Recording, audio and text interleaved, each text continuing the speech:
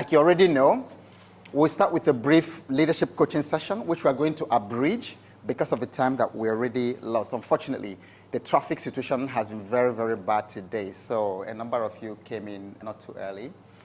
Then we evaluate the market opportunity, your opportunity, because everything starts from there. If you don't have opportunity, there's nothing to start talking about growing your business or growing your concern if there is no opportunity. So it's important to actually ask, these things that we are doing, is there really opportunity there? And if there is, how big is it? Okay? And from there, we will zoom in on your marketing strategy. We're going to do a thorough analysis of how you market your business. Then from there, we'll talk about the main thing, sales, okay? Because if there is no sale, there's no business. I realized that very late after I left Shell and started consulting, I focused like 90% of the effort to become the best consultant ever in the world. So I was consulting, I was learning, I was certifying, I was reading, doing all kinds of things, paying for mentorship, but I wasn't making money. And soon enough, the hunger set in, the financial difficulties set in, until I discovered by some kind of revelation that it's not consulting, that is the business of consulting. That if I don't sell, if I don't market what I'm doing, then I don't have a business. So I could be the best consultant in the world, but if I don't sell my consulting services, I'm not in business. That was now when I started taking selling very, very serious. That the real thing is actually selling before you can make money. And if you don't sell, you don't have a business. If you don't sell, you can't sustain the business. If you don't sell, you can't grow the business. And then it's selling that rules the world. Selling rules the world. If you're in doubt, think about what happened in 2020 was selling. Then from there, we look at your sales process, okay? Your sales process and your sales funnel. We have to be able to answer the question, how do you sell?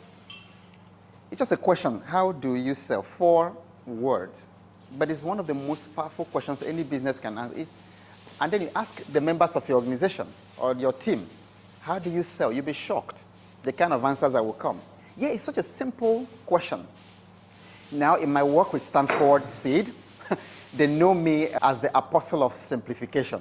So it's true I teach in business school, but what we're going to be doing here, I will as much as possible avoid this business school jargon. Just bring it down to how do you sell. Okay? And then from there, we look at how do you grow? Because what we're going to be doing today, I'm going to be focusing 80% of the time on implementation. That's why you're going to be doing a lot of exercises. I'm going to be drawing things from you. I will do less teaching today, but we're going to actually go through your business, how you do these things. So at the end of it, we hope to come up with an implementation plan. As you're leaving this place, what are you going to do in the next 3 months, in the next 6 months, in the next 18 months? Because it's not just about acquiring all this knowledge, but it's what do you do with them? How do you put these things to action? There's too much theory in our system, too much knowledge. You can read books, you can Google things, you can attend conferences. See, but if you do all these things and then you are not actually acting, you are not taking action like on a daily basis, what do you do on a daily basis to make this thing happen? So we're going to be focusing on that. But for now, let's start by introducing ourselves. We started with Lisa the last time, so we'll start with Priska this time and then go around. And then it's not the usual kind of introduction. Now, again, I simplify things. This question is very pregnant. And it's one of the most important questions that everybody should be able to answer for themselves. You should answer this question. Take this question back, meditate on it, see if you can actually write your answers. Continue to ask, who am I? And why should anybody care? That's the most important question in the world. So before now, we're going to go around, tell us who you are, why anybody should care, and especially because we are in a hackathon of sales, okay? A lot of people introduce ourselves in such a boring way, but there are people who introduce themselves in such a way that everybody in the room wants to meet them. So can you tell us about yourself in such a way that during tea break or something, everybody will flock around you? We really want to. Okay, so who are you? And why should anybody care? All right, so just take 2 minutes, everybody. Let's start with you. And I'm happy to be here. One of the things I love to do more is traveling. I like to travel. I'm a globetrotter. And of course, the next best thing I like to do is meeting people. Right. I love people. As I'm leaving this room today, I'm very happy that I'm going to be adding like 10 new persons into the people I have known, people that I provide value to, and I also provide value to me in future. How many people in addition to myself want to meet her? Because I want investments, I want to make money, I want to buy property, I want to invest to secure my future today. So, this is a tour for me. Okay. How do you rate that, Hakim? 10. How do you rate Victor? 9.5. John? Thank you. Hello. 10. 8. 9.5. How do you give it? Okay. Thank you. You just don't want to give that. That is awesome. You know, and I like the energy because what's just happened here, for each of us, we really want to practice this and then help our team members to be able to. Because you want to introduce yourself just the way Priska capped it. You can feel the energy. And then you can feel the relevance because that's the key. That question is, why should we care? And she touched on something which I care, which most people care here. She said something about securing the future today, about investing, about selling that, you know, so, and it just happens to be something resonating. So the key is the way you introduce yourself in different places, as a business owner, as a business leader, as a salesperson, somebody who has products, should always have something in it for the people you are talking to. Because a lot of people focus on themselves. If I'm answering this question in a group here like this, you know, of business, of growing business and business owners, I would say, for instance, that I won't start with myself because that's the key.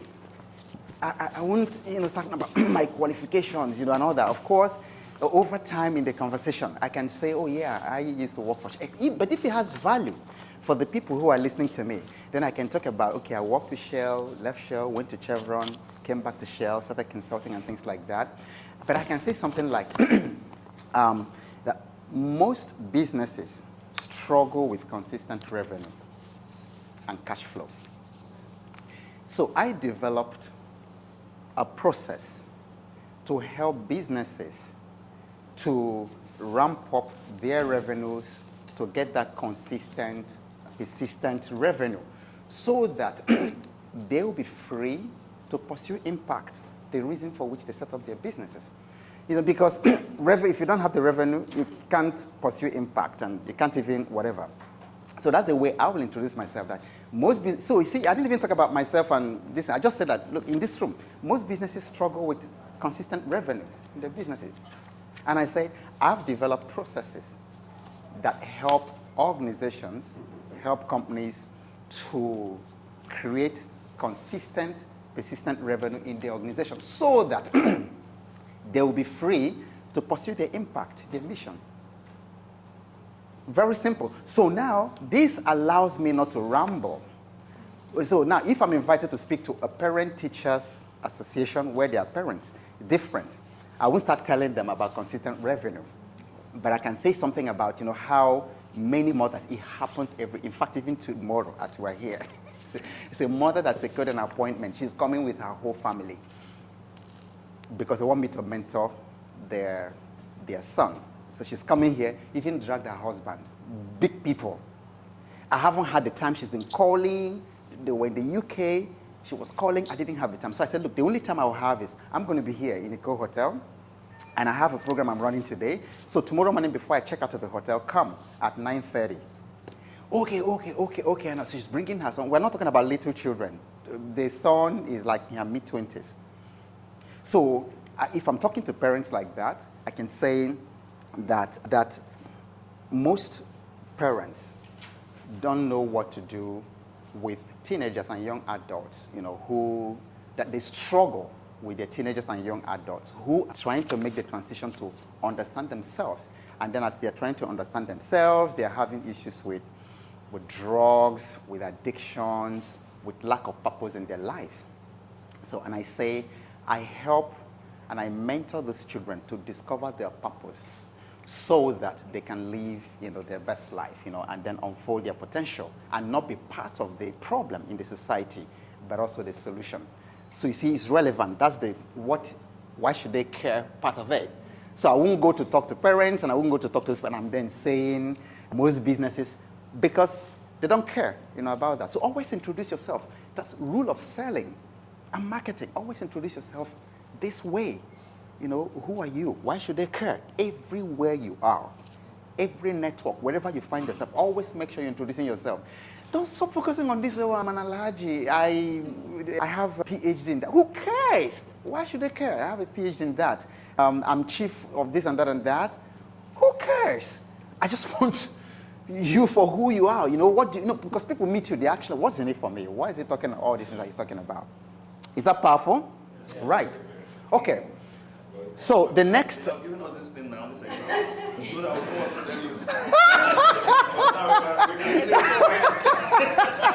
Well, but now you know. But now you know. Okay, so where is Abimbola? Okay, please pass this on. All right. Another quick question. Remember, this is practical. This is not teaching. So you're going to be doing a lot of writing and a lot of questions. So if you could ask for anything in the world, what would it be and why? So there is a worksheet that she's sending. If you look at the worksheet, it's got a circle that's got 4 quadrants. So we're looking at that first quadrant. Don't waste time in answering it. Just start, Don't think too much about it. If you could ask for anything in the world, what would it be and why? Very quickly, very quickly. So we've just entered the leadership session.